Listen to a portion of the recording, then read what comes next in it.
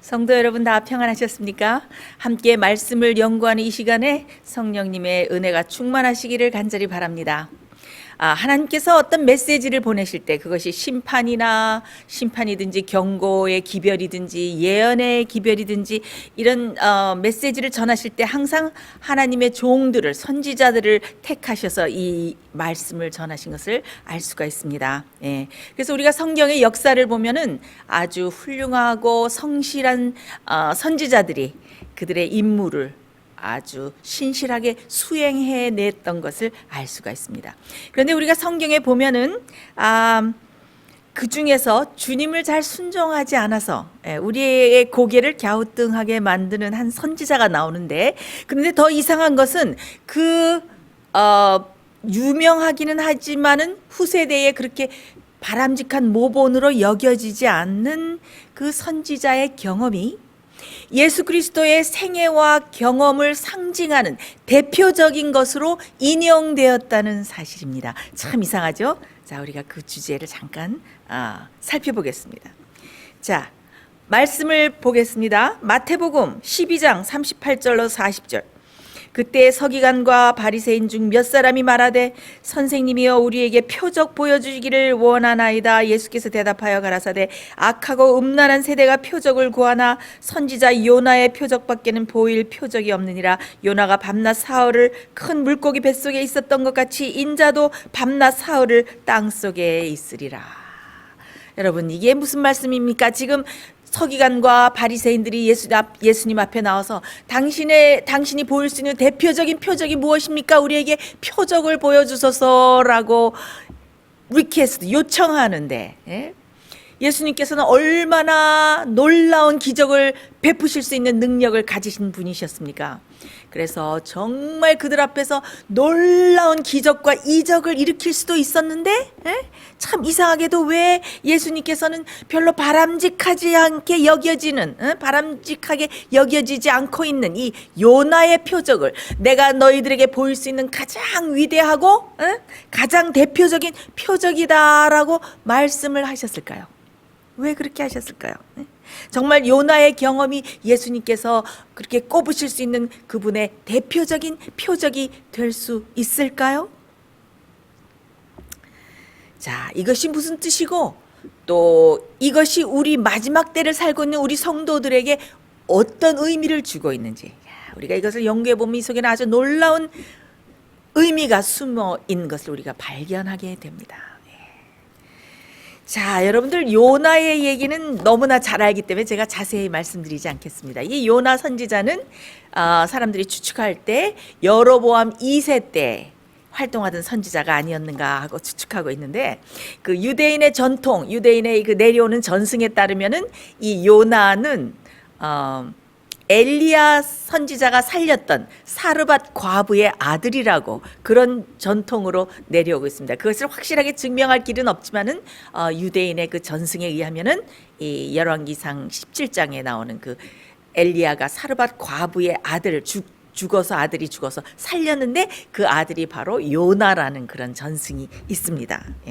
그런데 이 요나의 이야기는 정말 흥미롭죠. 그 중에서 어떤 한 면이 정말 예수님의 대표적인 표적으로 인용될 만큼 그런 의미심장한 그런 면이 하나 있습니다. 근데 우리 먼저 생각해 볼 것은 왜 요나는 그렇게 불순종하는 선지자로 이렇게 처음에는 나중에는 회개해서 순종했지만 불순종하는 선지자로 이렇게 딱 우리들의 머릿속에 나타나 있지 않습니까? 요나가 왜 하나님의 말씀을 즉각적으로 순종하지 않았을까요? 그 당시에 이 니느웨는 아수르 왕국의 수도였는데, 그 나훔서에 보면은 이 니느웨 이 성을 피의 성이라고 그랬어요. 괴휼과 강포가 충만한 피의 성이다. 그래서 여기는 그 각종 그 이방 신들을 섬기고 인신 제사를 드리는 아주 무서운 그런 제사들이 있었고 아주 강포와 괴열이 가득했다 그러는 것은 참 범죄와 악행의 중심지였어요. 이 니느웨가. 그런 것을 알 수가 있는데, 그래서 소돔과 고모라처럼 하나님께서 불을 내리든지 어떤 일을 해서 정말 그 성을 멸망시키지 않으면 안 될 정도로 죄악이 편만하고 강포가 가득한 그런 성이었습니다. 그래서 요나가 처음에 그 니느웨로 가서 그 성에 전도하라는 그 하나님의 명령을 들었을 때 요나는 그 사명을 성취하기가 정말 불가능해 보였어요. 아니, 이렇게 악한 도시에, 이 악한 도시에 내가 가서 외쳐본들 무슨 소용이 있겠는가? 하나님께서 그냥 잘 모르셔서 자비심으로 그러시지, 그렇게 악한 사람들, 응?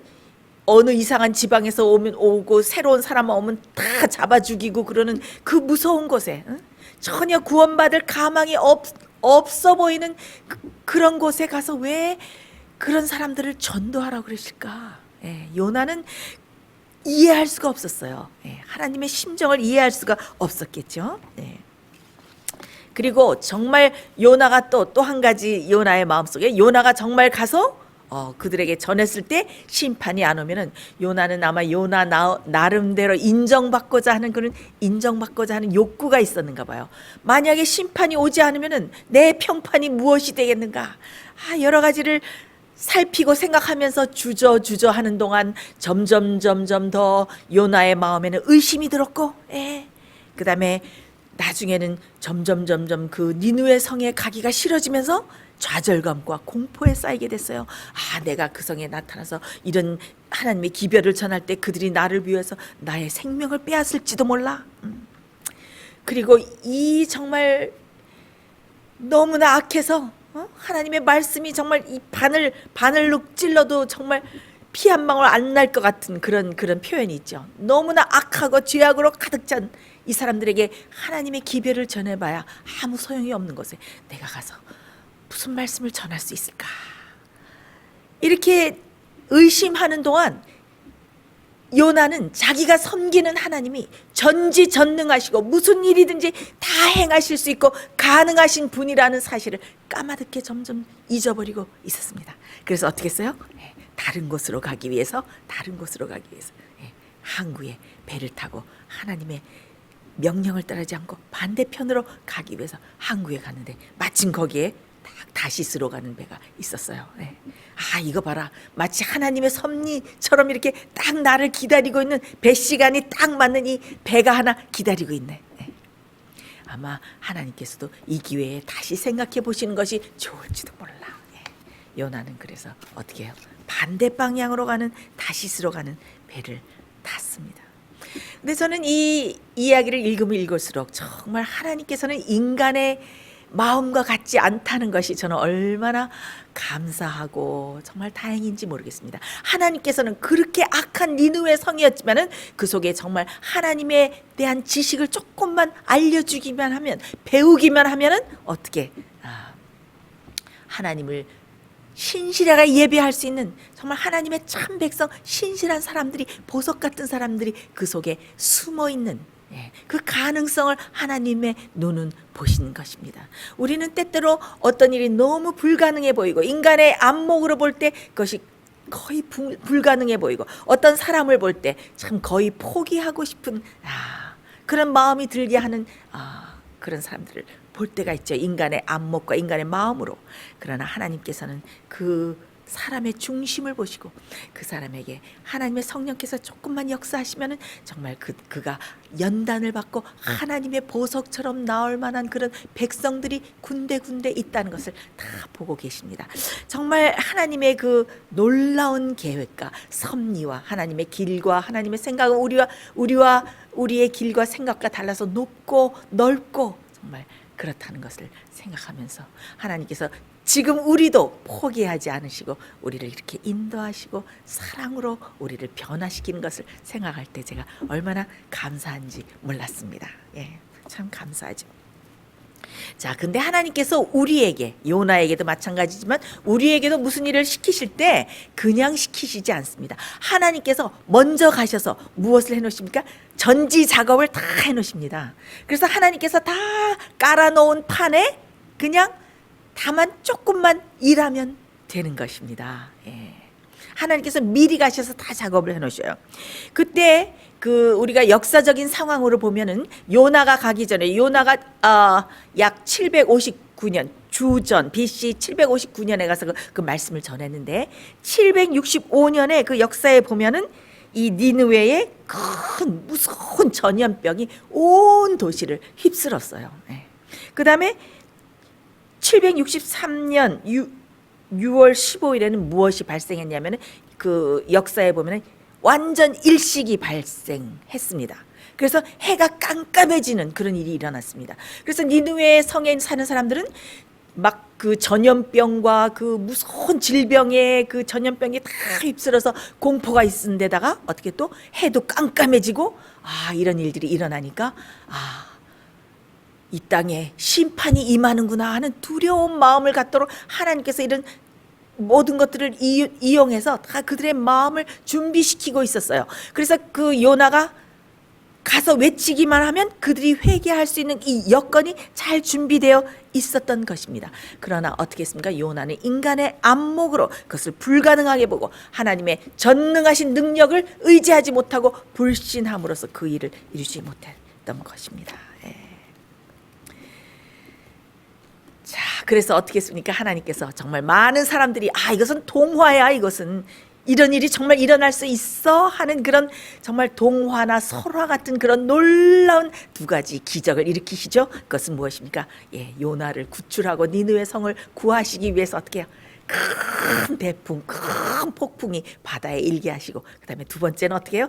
큰 물고기를 보내셔서 요나를 구하시는 그런 두 가지 기적을 베푸시게 되죠. 요나는 많은 사람들이 그 하나님의 면전에서 떠나서 자기 죄를 고집하고 자기 주장을 계속 고집하고 있을 때 어떻게 합니까? 우리가 하나님의 면전을 떠나서는 어떻게 해요? 깊은 곳에 숨죠. 어두운 곳에 숨죠. 요나도 어떻게 해요? 그 배 제일 밑창 선창 밑창에 들어가서 어떻게 해요? 잠을 자고 있었어요. 좌절과 공포와 두려움과 그런 여러 가지 감정이 섞여서 잠을 청하고 있는데 어떻게 됐습니까? 큰 폭풍이 일어나고 선장이 와서 막 요나를 깨우면서 너의 신에게 빌라. 지금 큰 폭풍이 나서 온 배에 있는 사람이 다 죽게 되었다 하면서 깨우죠. 그때 요나가 어떡합니까? 너는 누구냐? 그러니까 나는 천지 만물을 지으신 여호와 하나님을 섬기는 사람인데 내가 하나님을 거역하고 이렇게 불순종했기 때문에 이 바다에 폭풍이 이른 것이니 나를 던지라. 바다에 던지라 그랬어요. 그래서 어떻게 제비가 뽑혀가지고 요나가 그냥 바다에 던지게 됐죠. 거기에 성경 말씀에 보면 요나를 바다에 던지매라고 이렇게 짧게 나오는데 여러분 혹시 바다에 물에 빠져 보셨습니까? 저는 어렸을 때 물에 빠져서 죽을 뻔한 경험이 2번이나 있어요. 그래서 제가 물을 굉장히 무서워합니다. 그래서 대학교 때 제가 그 수영해서 남을 구하고 그러는 거를 겨우 학점은 땄지만은 제가 숨만 쉬면은 물에 빠지기 때문에 제가 숨도 안 쉬고 그 먼 길을 수영해서 가서 제가 A 학점을 받은 그런 저희가 그런 과거가 있는데 저는 그 물에 대한 공포가 있어서 결국 그 수영을 배우지 못했습니다. 여러분들 아시겠지만 물에 빠지면은 먼저 푹 들어가잖아요. 올라왔다 들어갔다 한 3번, 4번 하면서 정신을 잃는데 그 해양 구조대의 그 말에 따르면은 어떤 사람이 빠졌을 때 금방 가서 구하지 않는다고 합니다. 금방 가서 구하려고 하면은 그 사람이 너무나 안간힘을 쓰면서 힘을 다 해서 그 구조대를 붙잡기 때문에 같이 빠지기 쉽대요. 그래서 몇 번 물에 들어갔다가 푹 들어갔다가 또 올라왔다가 들어갔다 올라왔다 힘이 거의 기운이 빠질 때 그 사람을 구원한다 그럽니다. 여러분 요나가 물에 던져지자마자 하나님께서 큰 그 물고기 고래를 보내서 요나를 건지셨을까요? 저는 그렇게 생각하지 않습니다. 요나가 아마 바닷속 깊이 푹 들어서 거의 죽을 뻔하다가 또 쭉 올라오다가 허법하다가 또 들어갔다가 거의 죽게 다 되었을 때 아마 물고기를 보내서 아마 요나를 구하셨을 것 같습니다. 근데 여기서 잠깐 그 유대인들은 대속죄일 때 욤키프라 그러죠. 욤키퍼라 그러죠. 그 대속죄일 때 항상 요나서를 낭독한다고 합니다. 참 제가 그걸 보고 참 인상 깊었어요. 지금도 유대인들은 대속제일이면은 용키퍼가 되면은 요나서를 다 낭독한다고, 크게 낭독한다고 하는데, 그 제사장이 제물로 그 속죄받을 그 사람의 그 모든 죄를 속하면 그 속죄받는 유대인은 자기 가슴을 치면서 모두 다 우리는 요나와 같습니다, 우리는 요나와 같습니다 하면서 가슴을 두드린다 그래요. 그래서 제가 참 인상 깊다. 그래서 우리도 참 요나처럼 불순종할 때가 많지 않습니까? 그래서 정말 우리가 죄를 회개할 때 주님 앞에 나가서, 저도 가슴을 치면서 저는 요나와 같습니다, 저는 요나와 같습니다, 이런 기도를 참 드리면 좋겠다, 그런 생각을 해봤습니다. 왜 요나의 이 경험과 요나서가 그 대속죄일에 바로 인용되었을까요? 이 요나의 경험이 굉장히 의미심장하기 때문에 어떻게 예수님이 꼽으신 대표적인 표적으로 인용된 것입니다. 그러면 이 요나가 어떤 경험을 했길래 예수님께서 당신의 생애의 대표적인 경험으로 이렇게 인용하셨을까? 자, 우리 잠깐 요나서를 보면서 몇 절을 보면서 우리가 살펴보겠습니다. 요나 2장 1절로 2절. 요나가 물고기 뱃속에서 그 하나님 여호와께 기도하여 가로되 내가 받는 고난을 인하여 여호와께 불러 아뢰쌌더니 주께서 내게 대답하셨고 내가 스월의 뱃속에서 부르짖어 쌌더니 주께서 나의 음성을 들으셨나이다. 자, 요나가 물에 빠져가지고 거의 죽게 돼서 정신을 차려보니까 어디 있어요? 자기가 어디 깜깜한 데 있는데 이렇게 터치해 보니까 어떻게 미끌미끌하고 이상한 데 있는 것입니다. 자기가 물고기 뱃속에 있다는 것을 드디어 알게 되었어요. 그래서 요나가 어떻게 했습니까? 여기서 어디서 기도했다? 요나가 물고기 뱃속에서 기도했다, 이런 말이 나오지 않습니까? 물고기 뱃속, 여기 보면 fish's belly, 물고기 뱃속에서 기도했다. 근데 이 뱃속이라는 이 단어 belly는 히브리어로 여러 가지 의미가 포함돼서 사용되고 있어요. 그래서 그 의미를 보면은 바울 하면 우리의 장, 우리의 속, 바울, 우리의 장, 우리의 몸, 우리의 속, 우리의 태, 이런 걸로 쓰이는 것을 알 수가 있습니다. 그래서 fish's belly, 그 belly, 바울, 그 속에 들어가서 하나님께 구했다. 참 이게 참 흥미로운 의미를 주는데, 우리가 창세기 15장 4절을 보면은 여호와께서 하나님께서 아브라함에게 이렇게 말씀하십니다. 여호와의 말씀이 그에게 임하여 가라사대 그 사람은 너의 후사가 아니라 내 몸에서 날 자가 내 후사가 되리라 하시고, 그래서 내 몸에서 날 자가 할 때는 그 뭐라고 썼냐면 thine own bowels, 너의 몸속에서, 바울 너의 뱃속에서 날 자가 너의 후사가 되리라. 여기에도 belly, 바울 이렇게 쓰였습니다. 창세기 25장 23절에 보면 그 너의 태중에, 그 리브가의 태중에 두 아이가 있다고 하시면서 여호와께서 그에게 이르시되 두 국민이 내 태중에 있구나, 두 민족이 내 복중에서부터 나누이리라 할 때 그 복중에, 내 태중에 할 때도 바울, 배, belly 똑같은 것이 쓰인 것을 알 수가 있습니다. 여러분, 요나가 어디서 여호와를 불렀습니까? 물고기 뱃속에서 깊은 회개의 경험을 했습니다. 요나는 자기가 이 물고기의 뱃속을 무엇이라고 불렀습니까? 또 스월의 뱃속이라고 불렀습니다. 스월이 무엇입니까? 히브리어로 셔올이 무엇입니까? 셔올은 죽은 자의 거처, 무덤, 음부, 이런 것을 가리키는 말입니다. 그래서 요나는 어떻게? 물고기 뱃속에 들어가서, 바울에 들어가서, 그 태에 다시 들어가서 어떻게? 완전히 죽는 경험을 했습니다. 그리고 그곳에서 다시 태어나는 경험을 하게 되었습니다. 니고데모가 거듭나라는 예수님의 말씀을 들었을 때 니고데모가 뭐라고 말했습니까? 사람이 어떻게 그렇게 할 수 있습니까? 다시 두 번째 모태에 들어갔다 날 수 있습니까? 라고 예수님께 물어보지 않았습니까? 그것처럼 요나도 그야말로 어떻게 두 번째 태에 들어가는, 그 뱃속에 들어가는 그런 경험을 했습니다. 그리고 그곳에서 다시 태어나는 경험을 했습니다. 3절을 보겠습니다. 3절을 보겠습니다. 요나는 또 어떤 경험을 했습니까? 주께서 나를 깊음 속 바다 가운데 던지셨으므로 그 큰 물이 나를 둘렀고 주의 파도와 큰 물결이 다 내 위에 넘쳤나이다.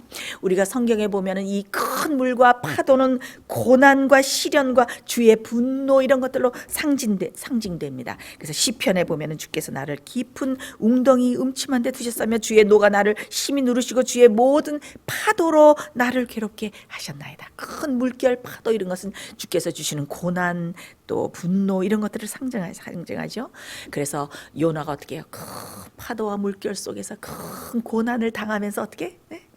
이 다시 주님을 부르면서 이 거듭나는 경험을 갖게 되는 것입니다. 자, 4절.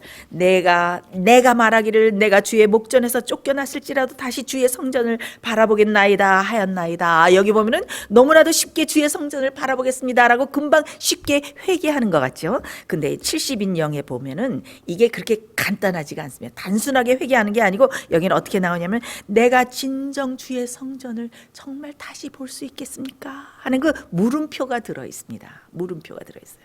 그러니까 이 뜻은 무엇인가 하면은 이 요나가 이렇게 자기 자신의 죄를 깊이 깨달으면서 오 여호와 하나님, 나 같은 죄인이 주님을 불순종하고 이렇게 반역하고 이 주님의 진노의 파도 속에 이 파묻혀 있는 제가 감히 주의 성전을 바라보고 구원을 바랄 수 있겠습니까? 제가 용서를 받을 수 있겠습니까? 하면서 어떻게 해요?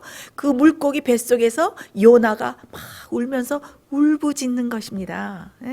제가 성전을 바라보겠나이다 이렇게 금방 이런 확신이 들지 않았어요. 이 고난 속에서 또 고뇌를 겪고 또 좌절을 겪고 갈등하면서 많은 그 고난 속에서 주님과 씨름하면서 제가 과연 용서를 받을 수 있겠습니까? 이러면서 요나가 우는 것입니다. 요나의 그 상태가 어땠습니까? 5절에 보면 아주 굉장히 생생하게 묘사되어 있습니다. 어떻게 묘사되어 있습니까? 물이 나를 둘렀으되 영혼까지 하였사오며 깊음이 나를 애웠고 바다풀이 내 머리를 쌌나이다. 바다풀이 내 머리를 쌌다. 그러니까 그 고래 뱃속인 거죠. 그 큰 물고기 뱃속에 어떻게 바다풀들이 많이 들어있잖아요. 미역인지 다시마인지 그 해초들이 요나의 머리를 다 감싸고 자기가 그렇게 그냥 이 외모나 마음이나 자기 처지가 이 엉망이 돼서 이 바다 물고기 속에 들어있는 그 자기 자신을 굉장히 생생하게 묘사했죠. 근데 이 물고기가 가만히 있었을까요? 물고기 뱃속이 편안했을까요? 편안하지 않았습니다. 항상 이 물고기는 헤엄치고 움직이지 않습니까? 그러니까 거기서 막 배멀미를 하듯이 울렁울렁하고 또 이리 넘어졌다 미끈미끈한 그 뱃속에서 그렇게 하면서 고난을 당하면서 몸도 마음도 얼굴도 완전히 엉망인 그 자신의 모습을 이렇게 잘 생생하게 묘사하고 있습니다. 드디어 어떤 경험이 옵니까? 요나 2장 7절 9절 내 영혼이 내 속에서 피곤할 때에 내가 여호와를 생각하여 쌉더니 내 기도가 주께 이르렀사오며 주의 성전에 미쳤나이다. 나는 감사하는 목소리로 주께 제사를 드리며 나의 서원을 주께 갚겠나이다. 구원은 여호와께로서 말미암았나이다 하니라. 어떤 경험을 했습니까? 요나가 어떻게 돼서 바다 깊이 산의 뿌리까지 내려갔다 그래요. 산의 뿌리까지 바다 깊은 곳까지 푹 빠져서 거의 죽게 되는 그런 절망과 죽음을 맛본 요나는 어떻게 해요? 그 고난 속에서 회개하게 되고 믿음으로 주님을 하나님을 붙들게 되고 여호와를 붙들고 씨름함으로 어떻게 해요? 드디어 용서와 구원을 받게 되는 장면이 나옵니다. 그래서 어떻게 해요? 여호와께서 물고기를 명해서 그 요나를 어떻게 해요? 그 니느웨에 가까운 그 해변에 확 토하게 하시죠. 그래가지고 그 물과 함께 휙 요나가 나와서 해변에 떨어졌는데 제가 그 장면을 생각해 보면 야 요즘 컴퓨터 그래픽 그 CG 이용해서 막 판타지 영화 막 이런 거 만들기 좋아하지 않습니까? 그 판타지 영화보다 더 하지 않아요? 그 물고기 입에서 요나가 휙 나와서 모래 위에 싹 떨어지는 것을 보면서 참 위대하다 하나님께서는. 그래서 요나는 이렇게 새롭게 탄생하는, 다시 본어게인하는, 다시 그 복중에 들어가서, 다시 태에 들어가서, 그 배에 들어가서 다시 태어나는 경험을 했습니다. 자, 그렇다면 예수님께서 왜 이 요나의 경험을 예수님의 대표적인 경험으로, 예수님은 너무나 많은 기적을 베풀 수가 있었어요, 그렇죠? 그리고 예수님께서 베푸신 그 기적은 어떻게? 종이가 모자라서, 그 책이 모자라서 다 기록할 수 없노라라고 그 사도들이 그렇게 그 사복음서에 그렇게 나와 있지 않습니까? 그렇게 기록할 수 없을 정도로 많은 이적들 중에서 왜 예수님께서는 이 요나의 표적을 당신의 가장 대표적인 표적이라고 그들에게 제시를 하셨을까요? 그것은 바로 예수님의 생애와 예수님의 사명을 요나의 그 표적이 대표하기 때문입니다. 그것이 무슨 말입니까? 그것이 무슨 말입니까?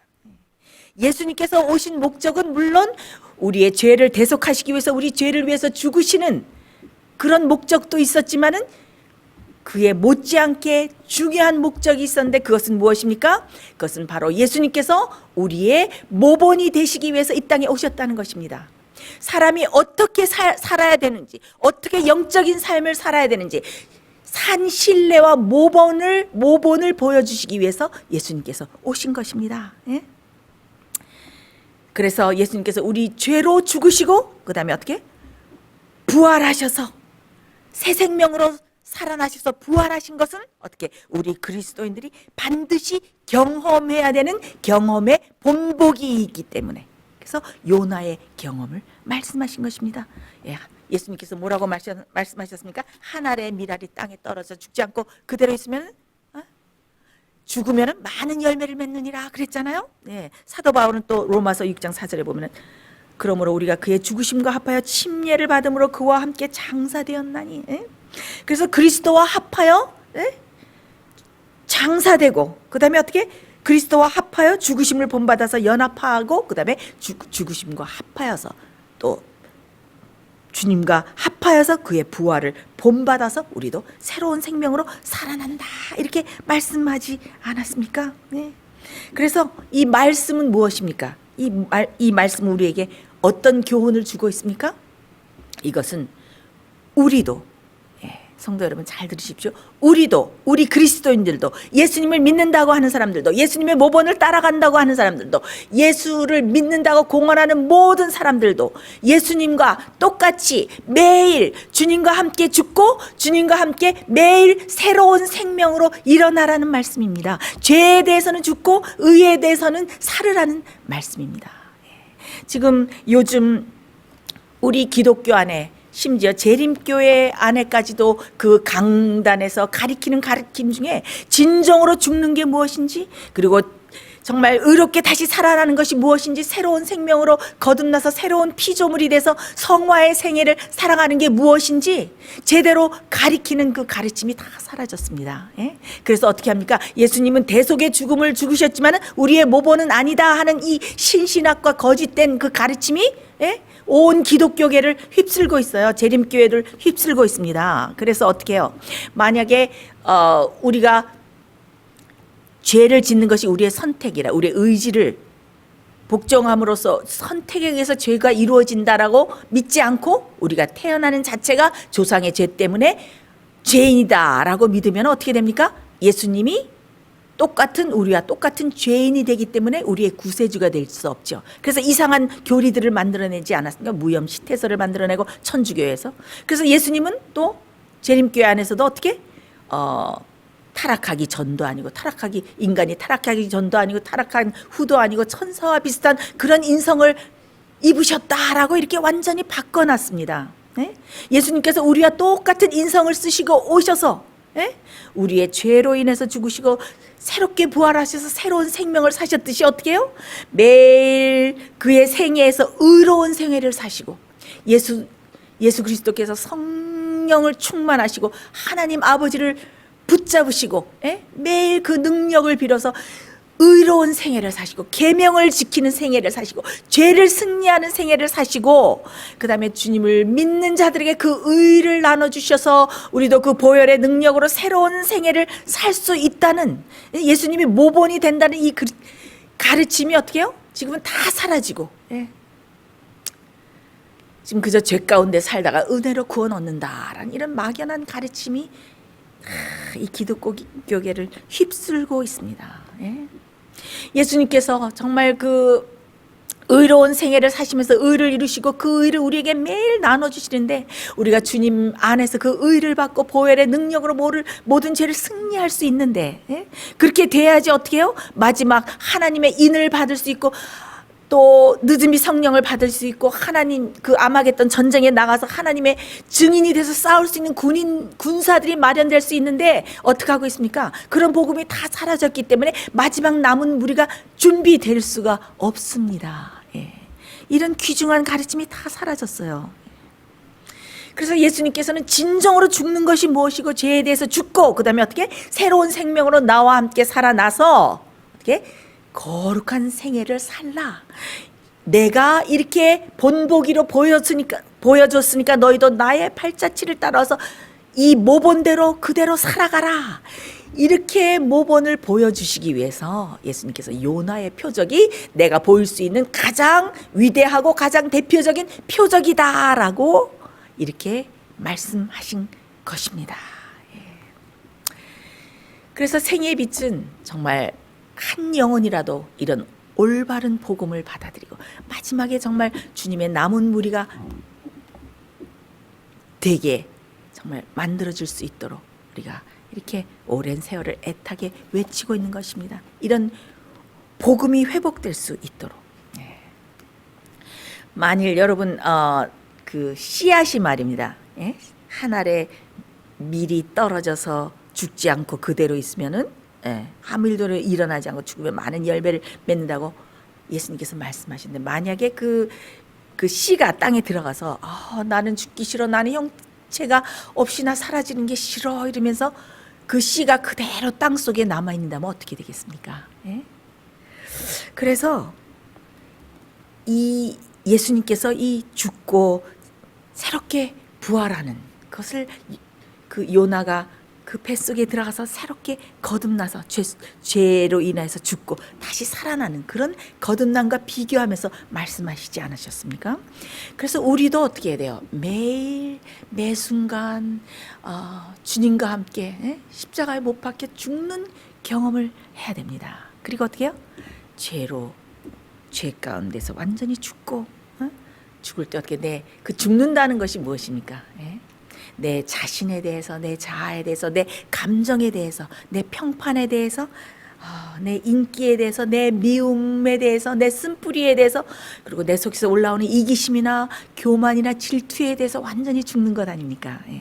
저는 어떤 이렇게 무엇을 볼 때, 어떤 사건을 볼 때, 또 어떤 사람을 볼 때, 과거에 뭐 그럴 때가 있어요. 가끔 과거의 생각, 어떤 단어를 볼 때 과거의 일들이 연관이 돼서 연상돼서 착 지나가면서 아주 불쾌한 그런 기억과 또 좋지 않은 필링, 좋지 않은 그것이 사건이라든가 감정, 사람이라든가 좋지 않은 그런 필링이 일어나는 그런 유혹을 받을 때가 많습니다. 저희 마음속에 그럴 때가 그런 생각이 일어나요.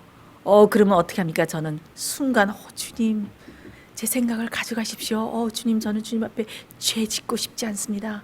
주님, 이 모든 감정과 생각과 마음을 다 가져가십시오. 제가 그래서 어느 때는 순간순간적으로 주님께 기도하면서 내 마음속에 들어오는 생각들을 주님께 올리면서 주님께 범죄하기를 원치 않아서 정말 주님께 기도할 때가 참 많습니다. 주여, 저는 이 감정에 대해서 들어오는 이 모든 생각에 대해서 완전히 죽기 원합니다. 주여 하고 부르면은 주님께서 그 모든 생각을 다 가져가 주시고 다시 주님께서 주시는 평화와 행복과 다시 사랑의 마음을 주시는 것을 제가 참 경험할 때가 있습니다. 그래서 우리가 그 모든 악한 행위와 악한 생각과 우리 마음속에서 일어나는 그런 소용돌이와 이런 것들을 다 주님께 맡기고 어떻게 평안하고 하나님의 마음을 덧입고 예수님의 마음을 덧입고 사랑과 평화가 넘치고 모든 사람을 다 용서할 수 있는 그런 새 마음을 받아서 살아가는 것이 아닙니까? 그렇기 때문에 예수님께서 바로 이 경험이 너희가 나와 함께 죄에 대해서 죽고 그 다음에 의에 대해서 살아서 부활의 경험을 하라. 이 거듭남의 경험을 해서 이 거룩한 생애를 살으라. 이런 의미로 요나의 표적밖에는 내가 너에게 보일 위대한 표적이 없다라고 말씀하신 것입니다. 자, 주님의 그 죽음은 무엇을 상징했습니까? 완전히 그 죄에 대해서 장사되는 거죠. 물속에 침례를 받는 것이죠. 그래서 새로운 피조물이 돼서 일어나는 것이죠. 근데 참 이 아이러니하게도 한 번도 진정으로 죽어보지 못한 사람들이 부활절을 아주 잘 지키고 있어요. 예수 부활하셨네 할렐루야 하면서 한 번도 진정으로 죽어보지 못한 사람들이 우리가 그 거듭남을 우리 옛날에 생애빛제 설교에서 많이 들으셨죠? 우리가 V자로 할 수가 있죠. V자로. 완전히 우리가 씨가 땅에 떨어져 죽어야 되는데 사람들이 죽어가고 있으면서 한 번도 완전히 자기 자신을 주님께 굴복해 본 적이 없는 사람들이 한 번도 완전히 그 땅 속에 묻혀서 자기 자신이 완전히 없어지는 형체도 없이 사라지는 그런 경험을 하지 못한 사람들이 죽어가고 있으면서 이것저것 악의 뿌리를 이거 하나 고치고 이거 하나 교정하고 그랬으면서 자기가 죽었다고 생각하면서 그러면서 부활절을 지키고 있는 것입니다. 아닙니다. 우리는 완전히 죽어야 됩니다. 완전히 죽어서 자기 자신이 주님과 함께 십자가에 못 박혀서 완전히 사라지고 그 다음에 무엇으로? 새로운 생명, 새로운 피조물로 나와야 되는 것입니다. 그 교훈을 주시기 위해서 예수님께서 이 표적을 바로 말씀하신 것입니다.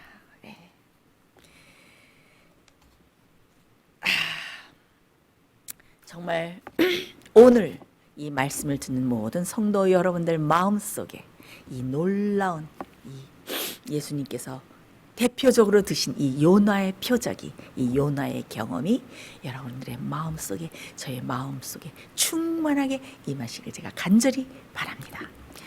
그래서 이 진정으로 거듭난 사람의 심령 속에는 어떤 변화가 생깁니까? 나의 하나님이여 내가 주의 뜻 행하기를 즐기오니 주의 법이 나의 심중에 있나이다. 이제는 주의 뜻을 그 행하는 것을 즐거워하는 사람으로 변하게 되죠. 요나에게도 그런 경험이 왔죠. 그래서 요나가 어떻게 됐습니까? 해변에 딱 도착하자마자 어떻게? 즉각적으로 하나님의 명령을 순종해서 전하게 됐죠. 자, 여러분 그 당시에 그들이 섬기는, 그러니까 그 메소포타미아 지방이나 그 동부 지중해 연안 해변가에 있는 모든 그 나라와 그 국가들과 부족들이 섬기는 그 신들 중에서 아주 유명한 신이 있었는데 그 신이 다곤 신이에요. 다곤 신은 무엇입니까? 물고기 신이죠. 물고기 신. 그래서 아주 고고학자들이 그 니누의 성의 그 고적들을 파헤쳐 보면은 거기에 많은 그 다곤 신의 표적 형상들이 나오는데 그 다곤 신은 그 물고기 신이에요. 반은 인간이고 반은 물고기, 또 물고기를 덧입은 인간, 이런 형상으로 많이 나타나 있는 것을 알 수가 있습니다.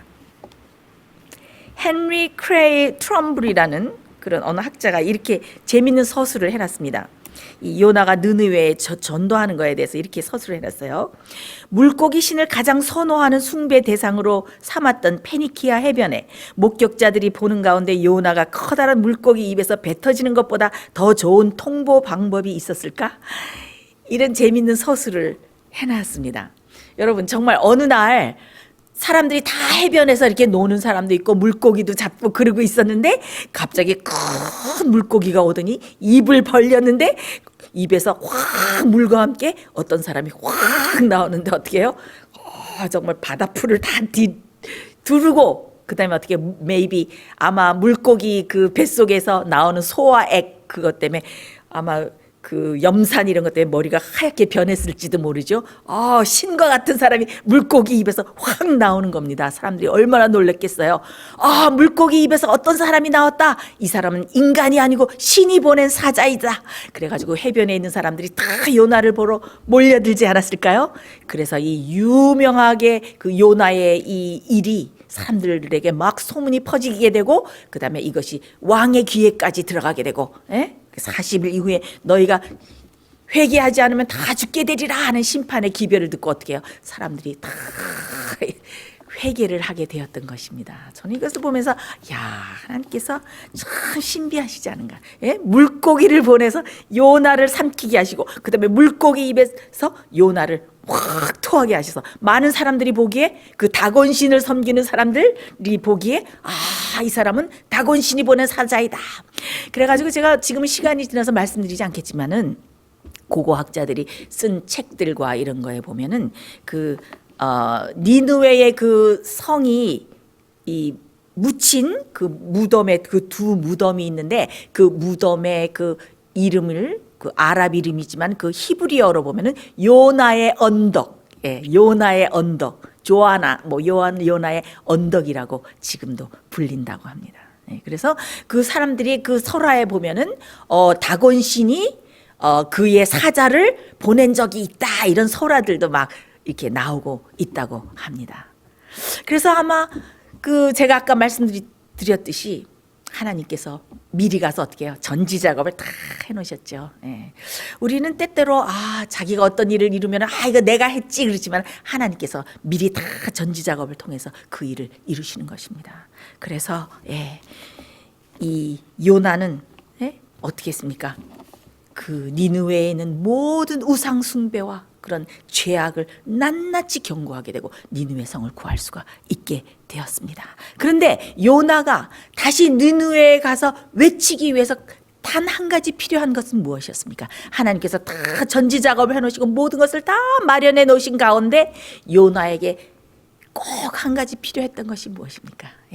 그것은 바로 요나가 깊이 회개하고 완전히 자기 자신이 죽고 새로운 거듭난 사람으로 일어나는 그런 경험이 필요했던 것입니다.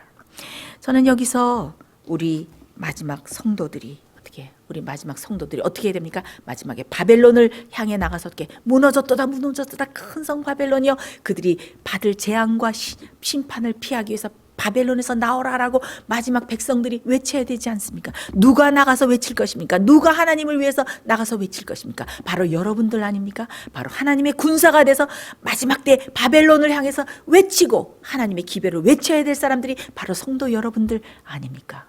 여러분들에게 지금 필요한 것이 무엇입니까? 요나가 깊은 바다 그 고기 뱃속에 들어가서 어떻게 완전히 죽고 거듭나는 경험을 한 것처럼 우리가 앞으로 바벨론을 향해 외치면서 하나님의 위대한 기별자로서 일할 마지막 백성들은 지금 어떤 경험을 해야 됩니까? 바로 요나의 경험을 해야 됩니다. 우리도 매일매일 죽어야 됩니다. 예수님께서 죄로 인해서 죽으시고 다시 새 생명으로 부활하신 것처럼 우리가 완전히 죄에 대해서 죽고, 지금 여러분들 지금까지 조그만 죄라도 여러분들께서 그것을 고백하지 않고 아직 마음속에 품고 있는 어떤 죄가 있습니까? 그런 죄라도 우리가 낱낱이 고백하고 완전히 회개하고 주님 앞에 나가서 어떻게 저는 요나와 같습니다. 주여 저를 용서하시고 저를 구원해 주시옵소서. 정말 우리 죄된 생애에 대해서 완전히 죽고 그다음에 우리가 새로운 사람으로 새 생명이 돼서 일어날 때 어떻게 되는 것입니까? 요나가 니느웨에 가서 외쳐서 거기는 백성들을 구원할 수 있었듯이 우리도 바벨론에 남아있는 하나님의 백성들을 구할 수 있는 놀라운 역사가 일어나게 되는 것입니다. 여러분, 이렇게 요나에게 일어났던, 그리고 예수님께서 정말 나의 대표적인 표적이라고 보였던 이 놀라운 기적이 오늘 여러분들 마음속에 풍성히 일어나게 되기를 제가 간절히 바랍니다. 우리 다 같이 기도하겠습니다. 하늘에 계신 하나님 아버지, 요나와 같이 우리가 불순종하고 정말 반역한 사람들이지만 다시 주님 앞에 나왔습니다. 주여, 우리가 모든 죄에 대해서 완전히 죽기를 원합니다. 주님과 함께 십자가에 못 박혀서 완전히 죽기를 원합니다. 우리가 주님과 함께 죽고 그 다음에 주님과 함께 새 생명으로 부활할 수 있도록 축복해 주시옵소서. 요나의 기적과 예수님의 그 놀라운 표적이 우리 생애에서 매일매일 일어날 수 있도록 도와주시옵소서. 매 순간 죽고 매 순간 주님과 함께 부활하는, 그래서 새 생명과 거룩한 생애를 살아가는 그 놀라운 기적이 우리 생애 속에 계속 일어날 수 있도록 주님께서 축복하여 주시옵소서. 살아계신 예수님 이름으로 간절히 기도드리옵나이다. 아멘.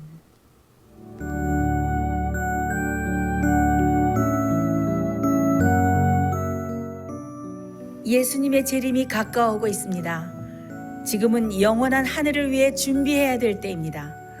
머지않아 우리의 재물은 아무 쓸모없는 것이 되고 말 것입니다. 하나님께 은혜를 받으셨다면 받으신 축복을 생애의 빛 복음 사업을 위해서 나누지 않으시렵니까? 헌신하시는 성도님들의 손길에 하나님께서 후히 갚아주실 것입니다.